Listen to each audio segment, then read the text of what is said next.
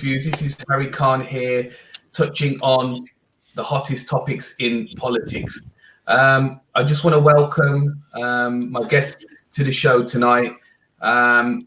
We have firstly James Williams. James, would you just give us a brief introduction about yourself? Yeah, hi, I'm James. I'm 16, member of the Labour Party, and, well, there you go. That's what you need to know. Excellent. So you're pretty much too young to vote, sadly. There you go. But I see, because James, we with each other in a group chat, very enthusiastic member of the Labour Party. Cameron, we've had you on a stream before. Cameron, if you just introduce yourself again, mate. Hello, I'm Cameron. I'm a Labour supporter. Excellent. And John Cooper, how are we doing? Hello, everyone. I'm John Cooper, as Youthviewz has just mentioned. I'm a member of the Labour Party and a supporter, and pro-Corbyn. Though, granted, let's see, that seems to be a bit controversial these days. It is indeed, and no doubt we'll move on to pro-Corbyn-ness later in the show.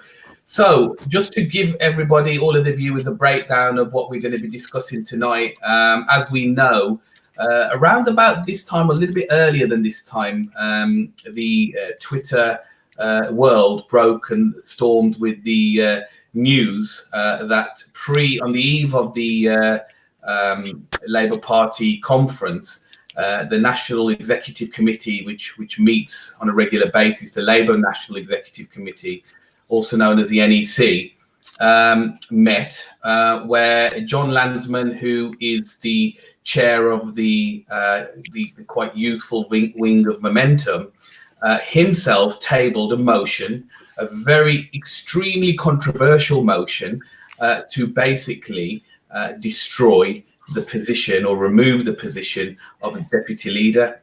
Now, anybody who knows anything about what we're talking about tonight knows that the deputy leader is a Mr. Tom Watson. He was voted in about 3 years ago. 4 years ago, technically. Was it after 2015? Corbyn? 2015. 2015, yeah. They were elected on the same day. That's correct. That's correct. I was going to say after Corbyn was elected. And the controversy around Tom Watson is that, in a nutshell, he vowed and he put his campaign in the vein of supporting and being loyal to the leadership, i.e. Jeremy Corbyn. But it's fair to say that Tom has been anything but loyal. In fact, he's been absolutely, some would say, purposely destructive and disruptive of the leadership. I think very recently, last week, or yes, it was last week, that Jeremy Corbyn had come out and talked about the latest Brexit sort of position for the Labour Party. And I believe then the very next day, Tom Watson had come out and completely contradicted that. And we'll obviously talk about that a little bit more later on. That then fueled, I believe, there are some quite senior figures who are part of the NEC, but certainly Mr. Landsman, the head of Momentum, tabled this basically this motion to take Tom Watson on and have his position removed. And what we do know is that the membership in their droves are very, very anti-Tom Watson, and it's not a likelihood, it's a given that if this ever had got to the floor for a vote, it would have been passed overwhelmingly. So as we do know then, just to sort of cut a long story short, there was a big media storm of this. As we know, the right-wing Tory media or the establishment media started writing their reports, making Tom Watson a victim, painting out as if it was the leadership that were sort of attacking him.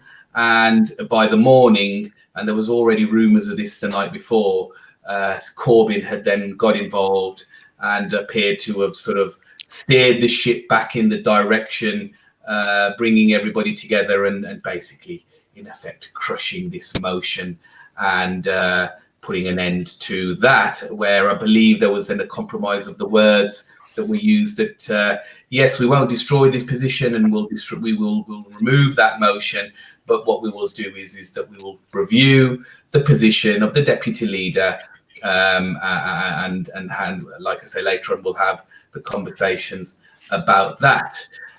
James, I want to bring you in first, my friend. What was your reaction to that last night? What was your were you shocked as I was when this news had broken? Well,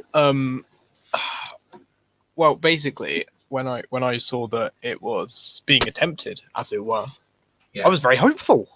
Yeah. I actually smiled rather Yeah. big.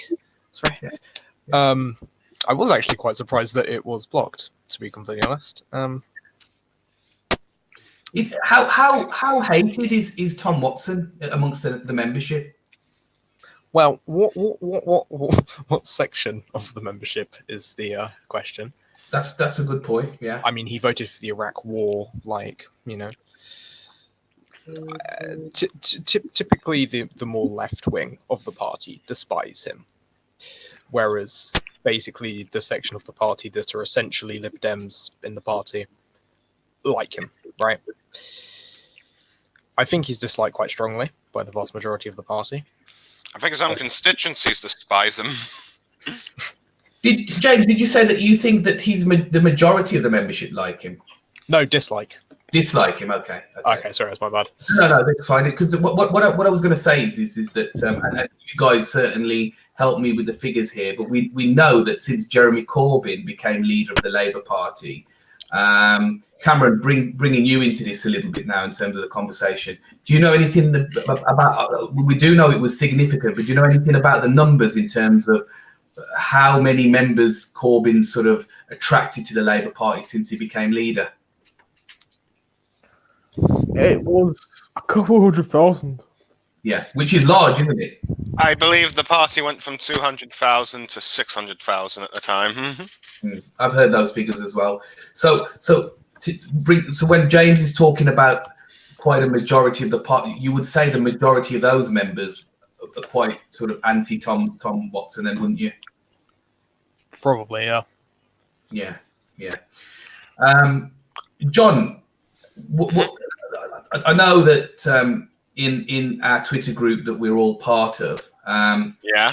there was a long conversation that went into. Oh yeah. This was. It went from hopeful to this is bad. Let's see, they shouldn't do this. They should do this. Let's see, Labour's doomed. Let's see, the standard. Yeah. When something like this happens.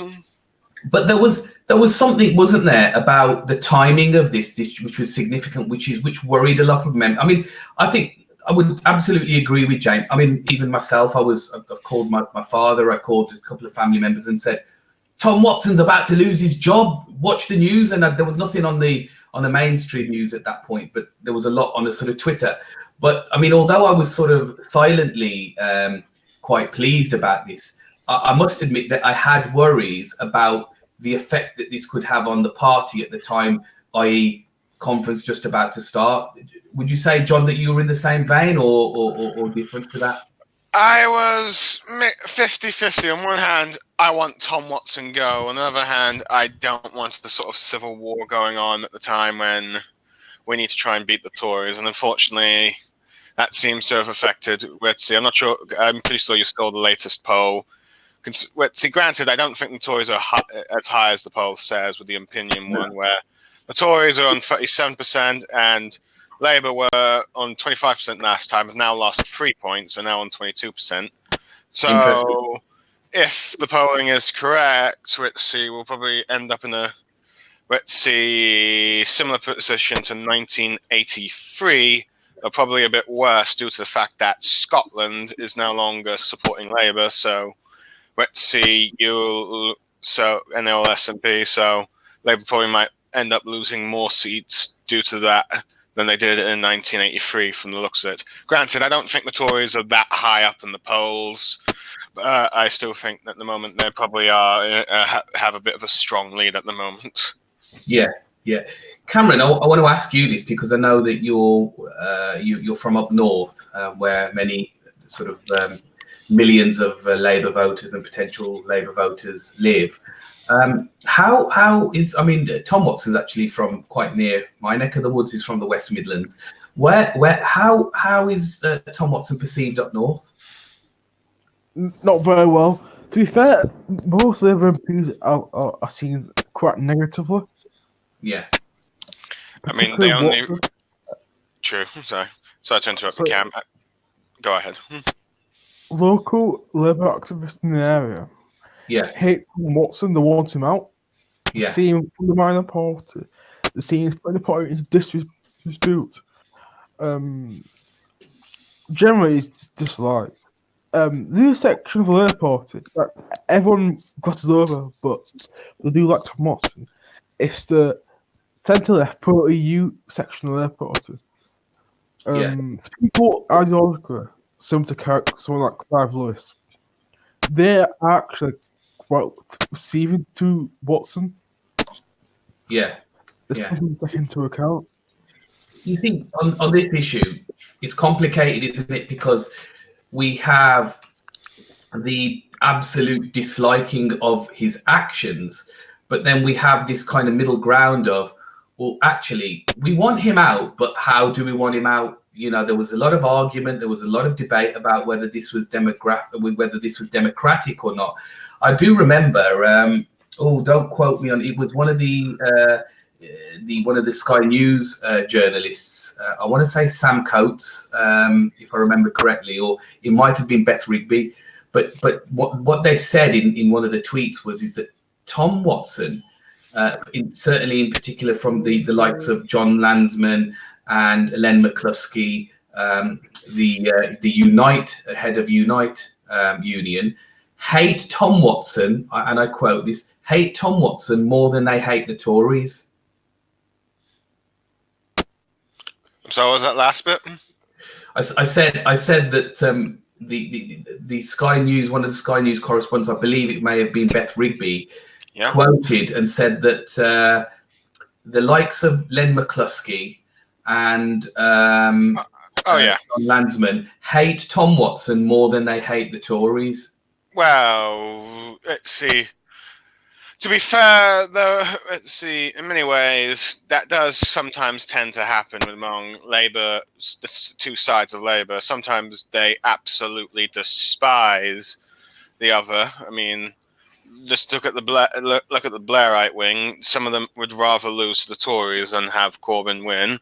Yeah. And many let's see, left wingers in the party view Blairites as no different than Tories. Let's see, this is nothing new. This has been going on for at least 40 decades or more, maybe probably about 60, maybe, or ever since Clement Attlee no longer was Prime Minister. After all, there have been two various fractions of Labour. I've forgotten what are the two, let's see, original names for the left and right of Labour were called back then. I can't remember. Cam, you're a bit of a history expert. I think you know what I'm referring to. Sorry, I was away for 1 second. Okay, you know how there's always been a name for the two factions of both the left and right of Labour, right? Yes. Let's see, what was the original ones from, like, after Clement Attlee, you know, like, the right wing? You're referring to the Gaskellites versus the Bevynites. Yeah.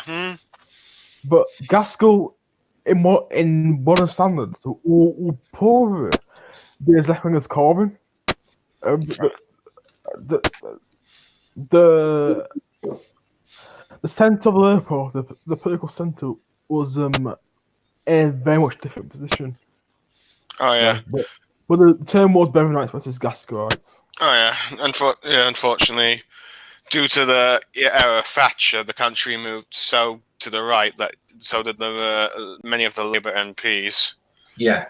Hence why, let's see, when I was in Scotland, let's see, a few weeks back, talking to my dad during when Parliament was back in, he talked about one of the reasons why many of the people in Scotland who turned on Labour was because they viewed all of the Scottish MPs that are so corrupt that they just, let's see, went to the SNP, and now they just want to leave them. It was just that bad in Scotland. Yeah. So, interestingly, Jeremy Corbyn was mentioned just a minute or so ago.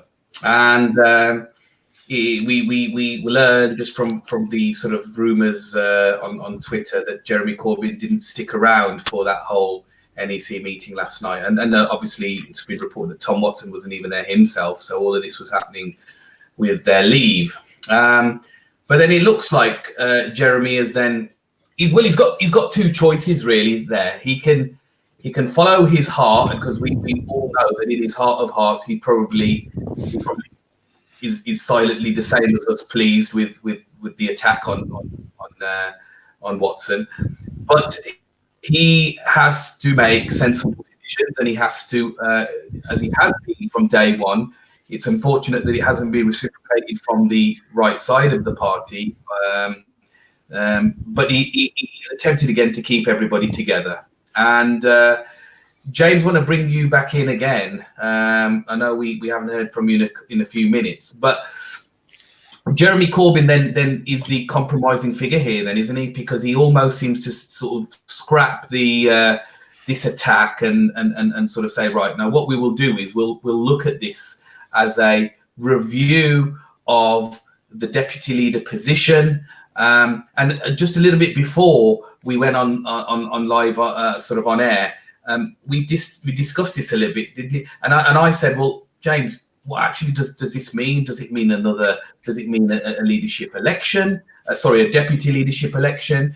Does it mean that they want to maybe put something in place in terms of what the roles of the deputy leader should do? James, what's your view on that? Well, on the outcome, I'm not entirely sure, to be honest. There could be quite a few different outcomes, and my guess is as good as yours. But I think in terms of the aims Corbyn was trying to achieve, was honestly probably to do with general election. I think he would be worried at the risk of, the party being in a civil war going into a general election. I think that's what he was thinking. Yeah. If there wasn't an election looming, I think he probably wouldn't have done anything. Yeah.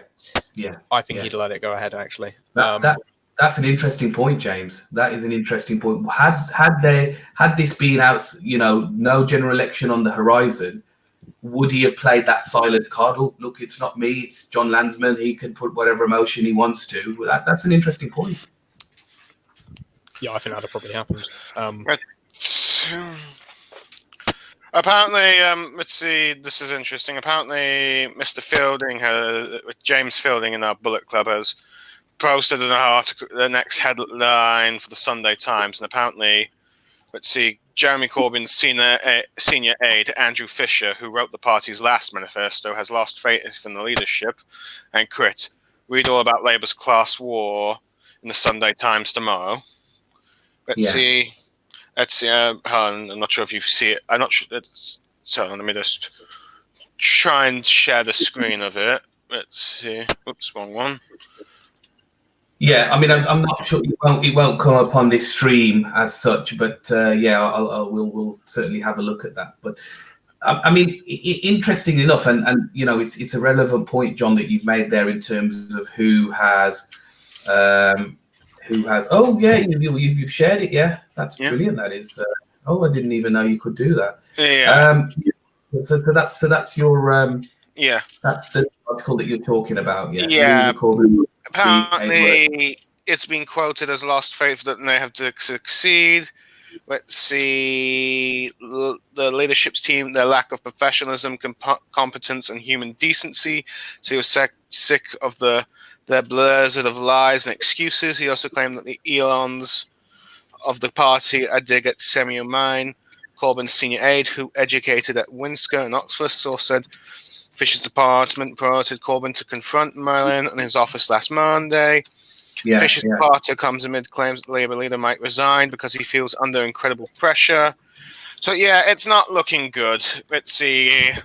And this will probably spin into the narrative that Corbyn cannot win, which would probably make someone like this is why I brought the point onto this, you see, guys, because actually the way that this has been framed from Jeremy Corbyn's camp is that he knew nothing about this purge. he was not informed by those individuals that this motion was about to be put in.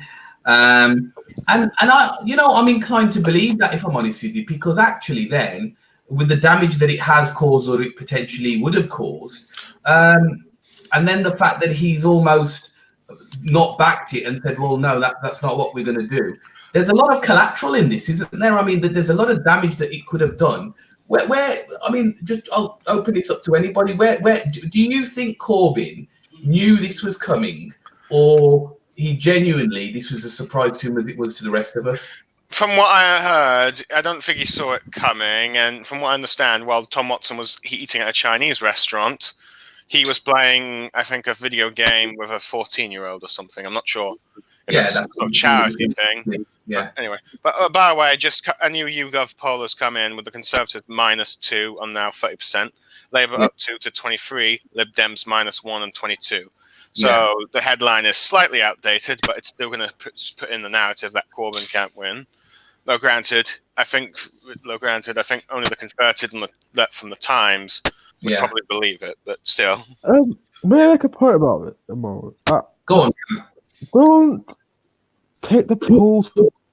The polls are a tool to reflect the public opinion. They do not say a reflection of public opinion, and I will not reflect a general election result at this point. No. I think it's so volatile that I don't think you can use the polls for anything. Yeah, and I agree with Cameron, though granted, it seems people, unfortunately, due to the fact that the current leaderships of each parties, that the media is going to be hammering the polls, even if one day it says this, the next day it says that. Yeah. There are polls that say that Joe Swinson is more popular than Jeremy Corbyn and Boris Johnson. Shocking. I'll say it right now. Joe Swinson and the Liberal Democrats will not get more votes than the Labour Party and the Conservative Party. Oh yeah, when I was talking to my dad in Scotland, he'd mentioned how they absolutely hate Joe Swinson up there. Yeah. She needs to be careful that she's going to keep hold of her own seat, let alone her party's. Yeah, honestly, I'm rooting for the SNP to take her seat. I want her gone. But yeah. Another thing is, I think there was a video on Twitter showing people walking past the Lib Dem conference. When they asked them what party was there, they had no idea who Joe Swinson was, or there was all the Dems. Guys, that's in my view, that's a farce. It's just another distraction, part of the establishment. I think I know we're coming off the subject a little bit, but I think what the Lib Dems are trying to do is become like a Tory light. There's obviously the Tory party is moving more towards the right and the harder conservative value base. And then obviously the so-called One Nation conservatives. I think the Lib Dems are sort of trying to. Well, I think the Lib Dems will scoop up anybody that's available. I think they would have had Tom Watson if he'd have been booted out last night. Well, I mean, he'd probably be in the right party then, wouldn't he? Yeah, well, exactly. Let's bring it back to the subject, though, guys. Let's talk a little bit about we haven't mentioned too much about the usual suspects that came out on Twitter last night in defence of Mr. Watson. James, it was the usual suspects, wasn't it? Your Wes Streetings, your Jess Phillips, your Margaret Hodges. Did you catch any of their tweets, James? I didn't actually know. I think the one that surprised me was Ed Miliband. Yeah, and that's true. He doesn't usually comment on these kinds of things. He usually stays quiet, doesn't he? Mm-hmm. No. John, sorry, what? Go on. Sorry, you were saying. He seems to be pretty neutral when it comes to the current leadership. Granted, the only other time when I think he really tweeted concern was when it looked like Chris Williamson would be back in the party. Yeah. He doesn't say much. Yeah. But yeah, I'm not really sure how Ed Miliband feels about Corbyn. He probably would prefer someone more softer left. He probably prefer someone like Keir Starmer, really. But let's see. There were all sorts of conversations happening on the social media about actually the strategy of what had happened last night, because there are many that don't trust John Landsman. If I don't know if any of you how close you follow this, there are many people that were saying that John Landsman has almost orchestrated this move with a view to planning forward for the time that almost backfiring to a pivoting to a leadership contest against Jeremy Corbyn. So there's all sorts of complications around that and what could potentially happen, isn't there? Let's see. I don't think Corbyn has any intention of leaving the leadership just yet, to be honest. Let's see, despite what people say. I mean, there were talks about him possibly quitting during the time when all the MPs were against him, but let's see, there's no case. Granted, it may be possible that the left wingers a bit worried that Corbyn could potentially lose an election, given what's currently happening right now. Yeah. Let's see, but so there's a possibility. I think they do know that if Tom Watson becomes temporarily leader, he would probably try all he can to prevent a left-wing candidate.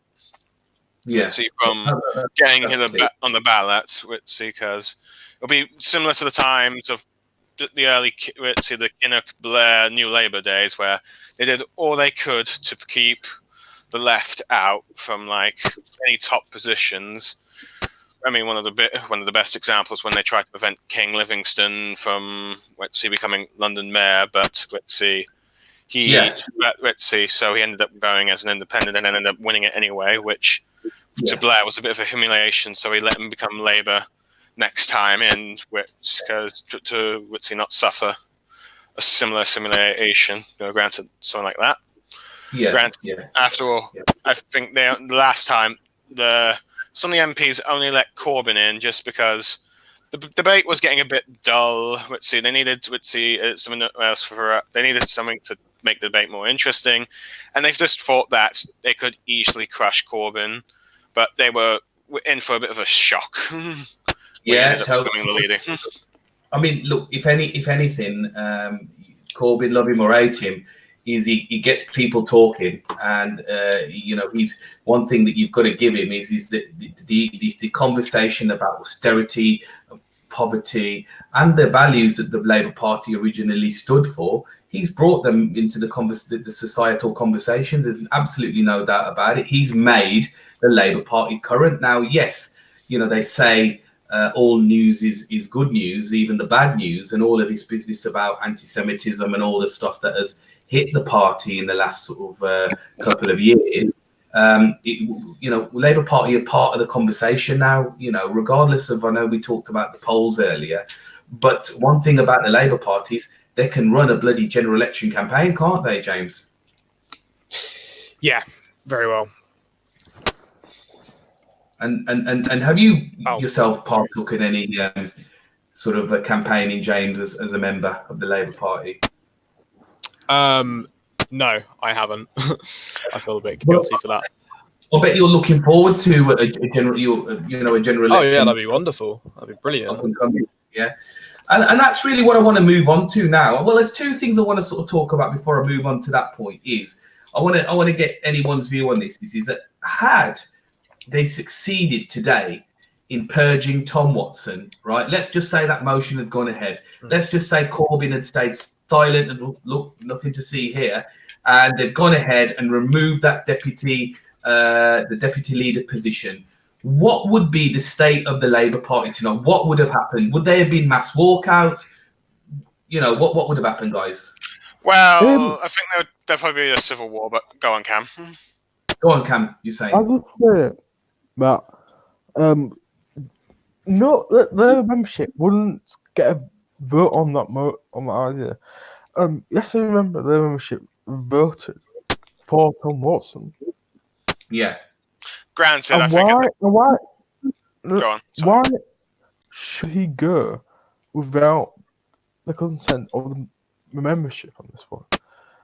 I think Tom Watson should have been gone, but I think the membership should vote him out.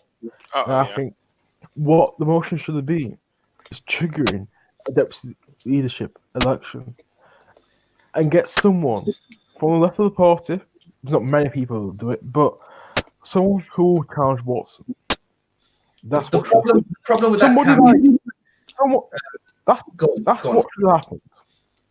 Yeah. Let's And see. Go on, Cameron. that Wait. would have been fun in a better way. Someone like Ian Lever, Laura Pidcock, someone like that challenging Yeah. Watson. Let's see. I do think the only reason the membership voted for Tom Watson the last time was he was like the lesser of two evils at the time. Because let's see, the rest were either sort of Blairites or right wing or just centrists and all that stuff. And I think Tom Watson did have the history of tackling the dead phone thing and stuff. Stuff like that. However, it seems like the membership did not take into account that this is the same guy that started the coup against Tony Blair. Yeah. I mean, look, the perfect compromise would have been, and listen, let's not forget here that Tom Watson stood on a campaign where he said that he would support the leadership, he would support Jeremy Corbyn. The videos are all on the YouTube and the social media's platforms if you want to see his quotes. And I will support Jeremy Corbyn. I will be loyal to Jeremy Corbyn. So why wouldn't you vote for him, given the fact that actually he's almost the messiah of the Blairites? So it's almost like actually this is a sign of bringing the two factions of the party together. And actually, if he did what he pledged that he would do, and this is why so many members are pissed off, and you know, Cam makes a great point about the plethora of candidates who would make a brilliant deputy leader. I mean, many of them female. I personally think the next deputy leader should be female, but obviously that's for another day. John, I mean, really, what I'm saying is that had he stuck to his pledge of working with the leadership and uniting the party, I mean, we'd be in a different time zone now, wouldn't we? Well, I do recall when he was being a bit pro-Corbyn in 2017, most of the membership didn't mind, but when he started causing trouble, they really started getting sick of him. At this point, let's see, if they get the chance, they will vote him out. But I think Cameron had something to say as well. Go on, Cam, you were saying. Oh, nothing, not much really. Well, as I say, the person that Watson challenged was Karen Flint. Yeah. And you can see where Watson won against her, and with the same membership that got Corbyn. Because Flint is probably more right wing than Watson. Yeah. Despite being a reputation of hard work to MP. So just keep that in mind that Flint is more of a Blairite than Watson. Yeah. But I don't think Flint would undermine Corbyn as much. And that should be also taken into account in the last leadership election. There is, though, Cam, there is a difference, is there not, though, about how much damage a backbencher can cause compared to what you can in the shadow cabinet or what you can as a deputy.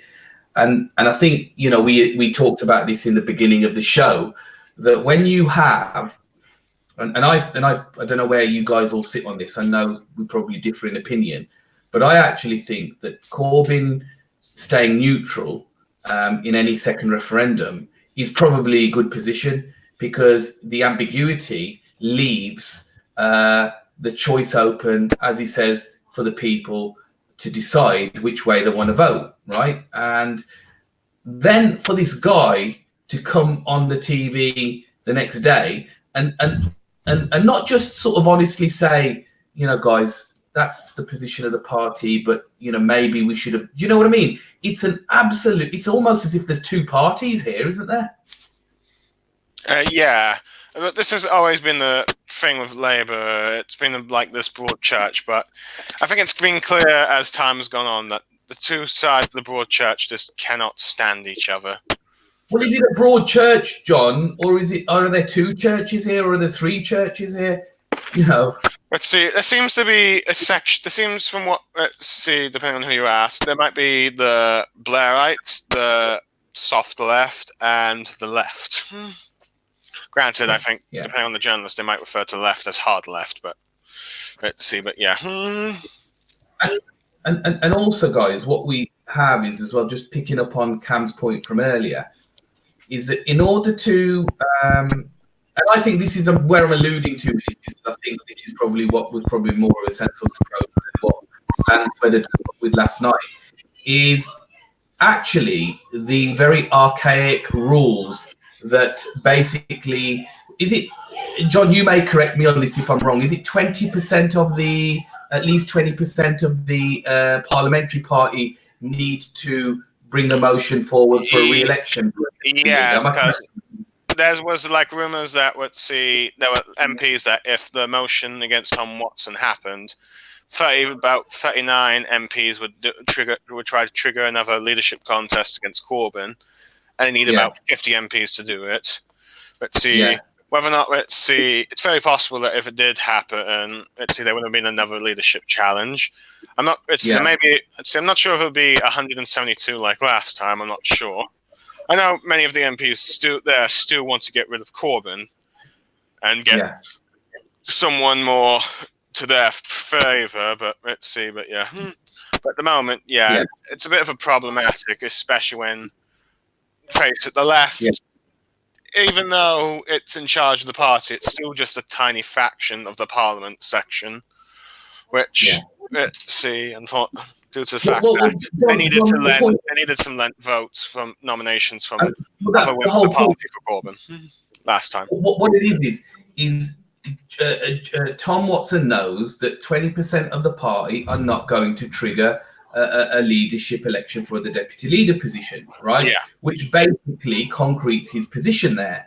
Hence the point why I'm saying that actually, if there had been a little bit more planning around that from Landsman, McCluskey and co, and potentially the leadership as well, because obviously Mr. Watson is a poisonous thorn in the side of the leadership, right?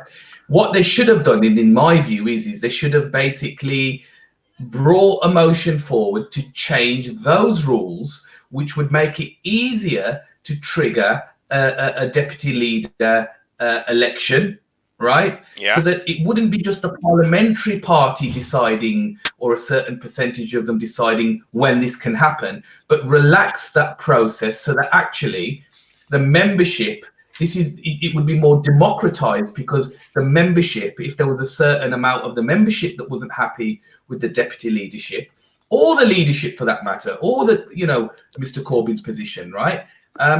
Then those processes could initiate a very straightforward deputy leader campaign, and the people would put themselves forward, or they would be nominated, whichever way.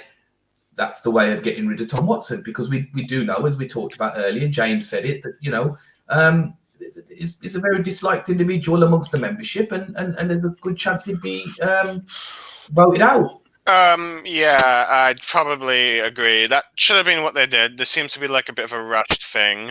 Granted, it's probably due to the fact that, let's see, it probably came a bit surprise to them, because when they finally agreed on a sort of Brexit position, let's see, Tom Watson came out of the blue and blah, blah, blah. Let's see, granted, I'm not sure how Labour's now Brexit position is going to do how well it's going to do, because unfortunately, due to the various MPs, media and all that complaining about it, I think a lot of the public said, you should have a Brexit position, remain or leave, one absolute or the other. It's because James, what do you think about Brexit, James? Do you think that Corbyn's in the right? Is he doing the right thing by staying neutral and saying, actually, I don't want to commit to a position, or do you think that he should choose a side, James? I understand what he's trying to do, because I suppose you can't ignore the votes of 17.4 million any more than you can the 16 point something who voted to remain. But at heart, he is a Brexiteer, right? Of course he is. And really, if he has a neutral position, he's going to be asked by journalists and people interviewing him constantly, what's your position? What's your position? And by not answering, I think that might bother people to some extent or another. Unfortunately, it's kind of the opposite appeal to what Corbyn was originally as. He would give you a straight answer whenever he asked a question, but on Brexit, it's a wibbly-wobbly thing. And unfortunately, since Brexit is on the front line all the time, but see, that's the thing people are always paying attention to, even if they're freaking sick of it. I actually agree with James to a bigger extent. Is that we can see what he's trying to do. I do personally have a bit of a frustration with how. I mean, there's an art to being a politician and sort of swaying away from answering, right? And personally, if I had been him sitting there at an interview, I would have said, "Listen, guys. This is what we're trying to do. We're trying to remain neutral so that we can appeal to both sides. Now, we do not know what that Brexit deal looks like at this moment in time. But what we will do is we will try and get the best Brexit that is going to protect jobs, livelihoods, standards, all of the stuff that he's been saying. He's absolutely right in what he's saying and what he means. But at this moment in time, I would love to give you guys an answer. I just can't. I'm not sitting on the fence. We will come out and campaign.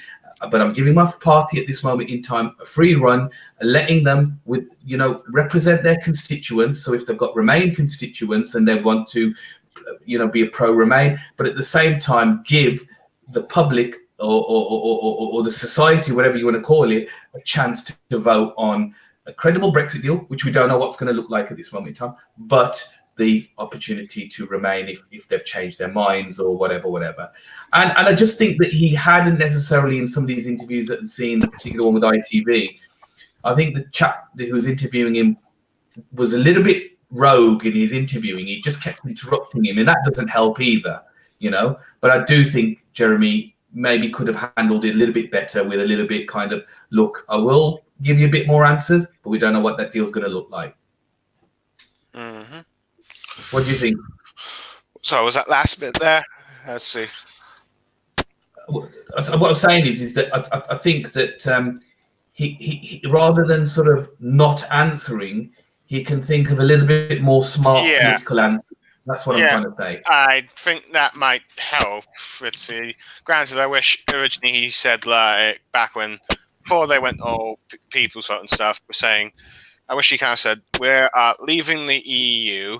That is probably inevitable at this point. Yeah. But and we have this deal, and this is how we want to try and leave the EU.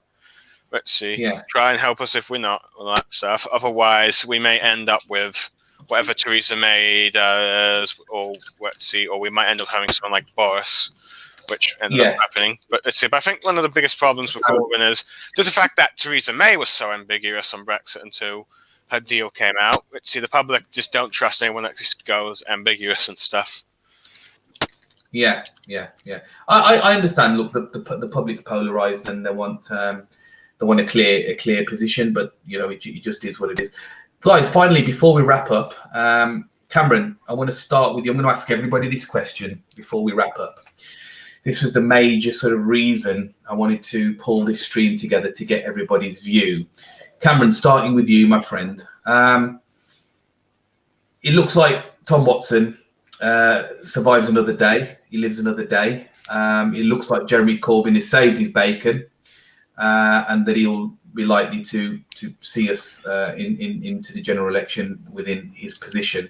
Cam, I want to ask you, can the Labour Party, and we know general elections can swing, we saw that the Conservatives had a 25-point lead at the last 2017, and then Labour clawed back 40%. Let's just park that up for a minute. I want to ask you, Cam, that if Tom Watson remains deputy leader of the Labour Party, can Labour win or even sustain their position? So when I say win, I say either can they win a general election, or can they maintain, can they sustain where they are, or become in a stronger position with Tom Watson still as deputy leader? I don't think it'll make much difference, actually. Okay, interesting. Whatever Watson's done, it won't make a difference in the short term if you think elections are come in the next couple of months. If Watson goes, there will be infighting that will affect the Labour's support. Like when leadership election with Corbyn, there was massive infighting. It affected Labour's support. One little thing I should remember, I think we won't talk about polls, but I'll use it as one example. Labour was ahead of the polls before the issue election after the EU referendum.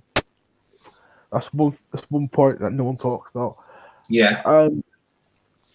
So I think what's going to be impactful in a general election won't be whether Tom Watson's there or not, because these people are going to unman Labour no matter what. What's the main factor is going to be is the time of that election.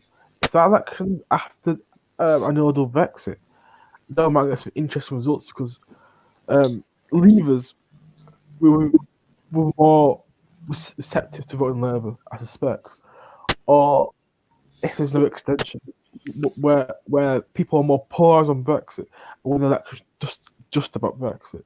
I think that's more important. The time of the election. Okay. With the EU. Cameron says it's situational, and Tom Watson remaining as deputy leader may not make a difference. James, I put it to you that we have a general election in the middle of, let's say, November. Yeah. And we have some absolutely brilliant, great policies. Some of the stuff we're hearing in the conference today, life-changing policies, some of the stuff that's going to affect ordinary people, excellent policies that are being talked about and people are really, really impressed with. And then we have a Tom Watson coming out on the Sky News or the BBC hack stations, whatever you want to call them, contradicting those policies on a daily or weekly basis, whatever you want to say. Can Labour sustain or improve on their position, or can they win a general election if Tom Watson remains deputy leader, James? If he actually does that, contradicts the leadership, especially on Brexit, which he will. He will. Yeah. He absolutely will on Brexit. Yeah. I mean, I think he keeps going on about, let's see how Labour's is a pro-European party, even though if you look at its history, it's been quite a bit like the most Eurosceptic in the past. But yeah. Mm-hmm. So, sorry, John. I just wanted to get James's final view on that. No, that's okay. Sorry, James. So, what did you? So, yes, he will continue to do that. Let's assume that he will, right? Where's Labour? If he does and he isn't removed from his position, then I think it would seriously hurt our chances, because it would kick up a media shitstorm, and it could seriously damage PR, as it were, to some extent. Yeah. So you say you don't know how great those policies are if you've got uncertainty in the public that actually you've got this guy coming out and giving an alternative view. It's going to confuse the public. Is that what you say? What will happen is, if he comes out and does that, right? Yeah. You will see the right-wing groups in debates and the newspapers, the news channels. You'll have them saying, "Oh, look how unstable the leadership is. What is their position? It's ambiguous because the leader's saying this, but the deputy leader's saying this. We don't know what they actually stand for," which was always the previous appeal, that we know exactly what Corbyn stands for. But if Tom Watson keeps going on doing this, no one's going to know, and that will disenfranchise people, especially on Brexit, because there are plenty of Labour seats that voted to leave the European Union. If the deputy leader is kicking up a shitstorm, saying, "Oh, we should remain," blah blah blah blah blah, that might disenfranchise them from the party. Yeah, potentially. Okay. So it sounds like you're saying that no, they can't win a general election if Tom. I don't think it's impossible. I just think we'd be making it much harder for ourselves. Can I make a point on this? Go on, Cam. Yep. It's not just Tom Watson's doing that now. You've got Emily Farmer doing the same. Yeah. So you also have the Foreign Secretary saying it. So yeah.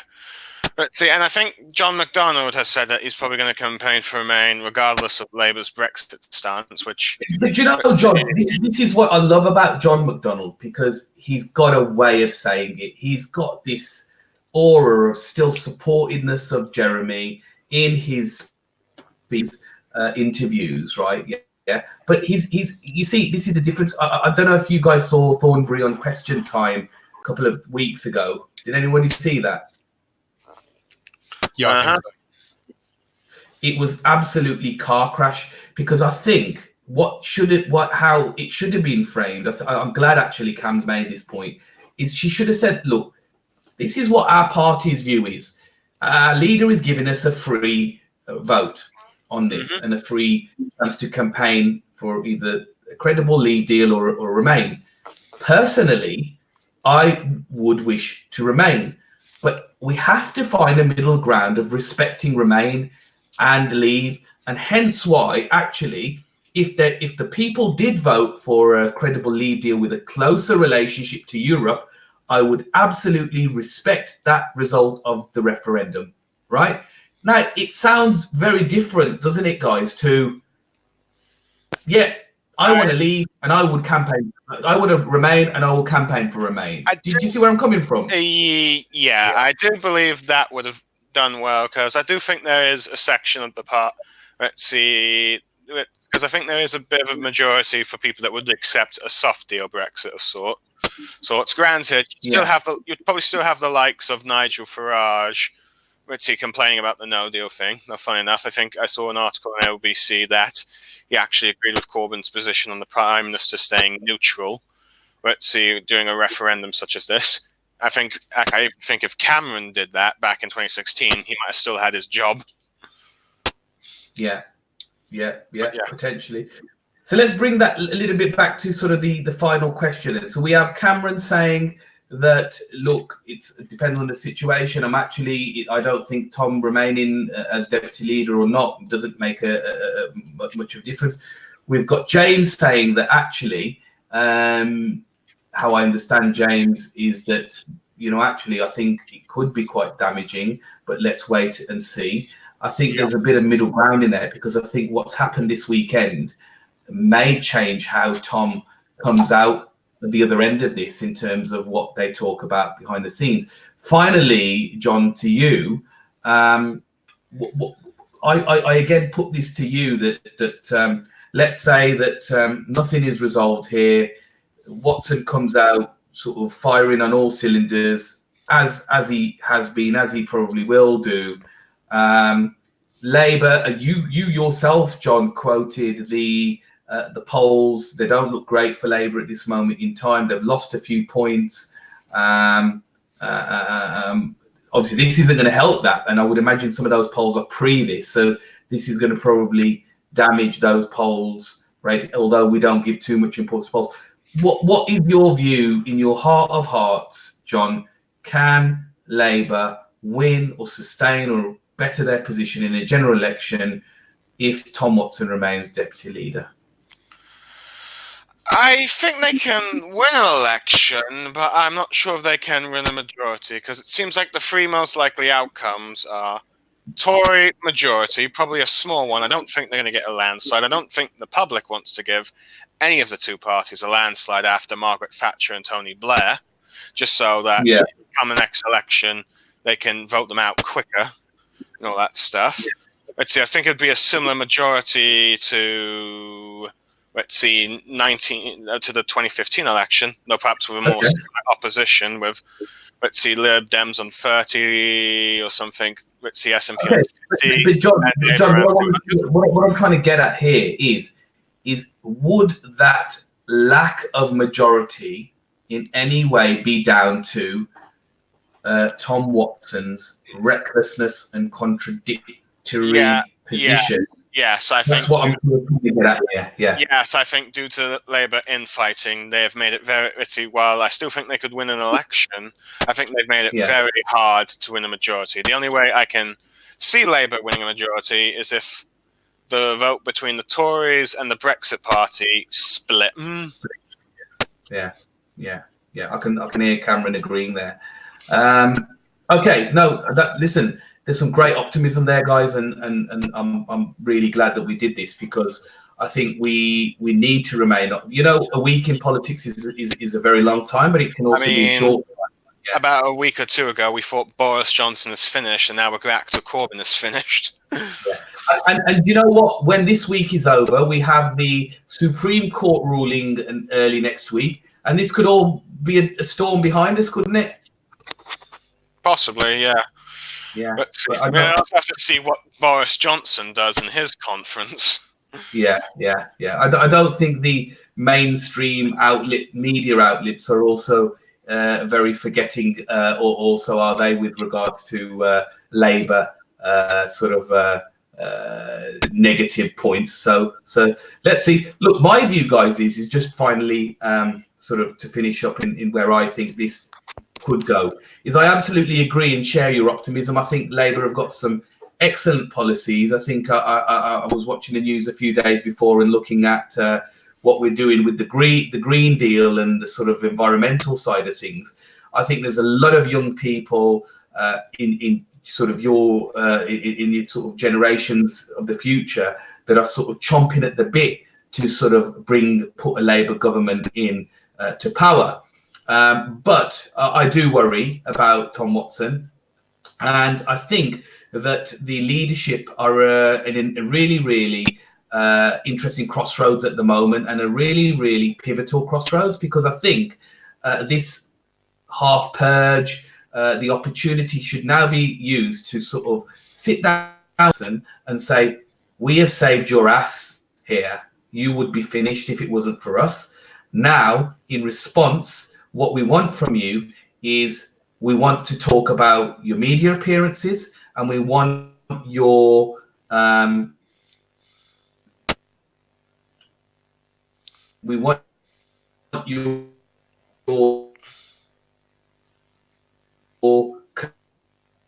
commitment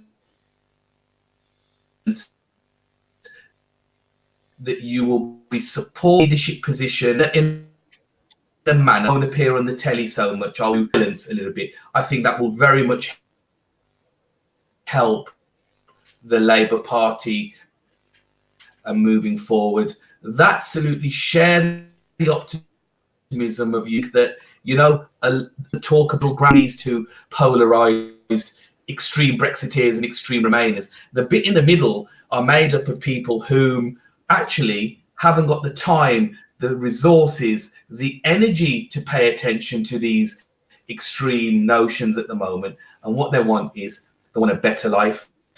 And if Tom Watson ever ends up watching this stream, probably won't, but we can only hope. I would say to you, Tom, that Tom, if this isn't the party for you, if you don't stand for these policies, if you don't stand for these values, then listen, you can always step aside. But please don't damage this party from within, because my final view on this is that a divided party can't bring a divided country together. And therefore, I would rather have a pure Labour Party, a party that is in unity with each other, still a broad church, but good enough and reasonable enough to understand each other's views. I think Jeremy Corbyn has played a blinder in bringing and maintaining the two sides, the right and the left of the party, and trying to keep them together. I just hope the right of the party see that olive branch for what it is and try to work together to get the bloody Tories out. And that's where I kind of conclude on this. James, Cam, John, I want to thank you guys very much for coming on. You've made this a really interesting show. We've opened up a lot of debate and a lot of conversation about what has gone on. And it's excellent to see, you know, people as young as James, as Labour Party members, and having a vast interest in politics, and long may that continue.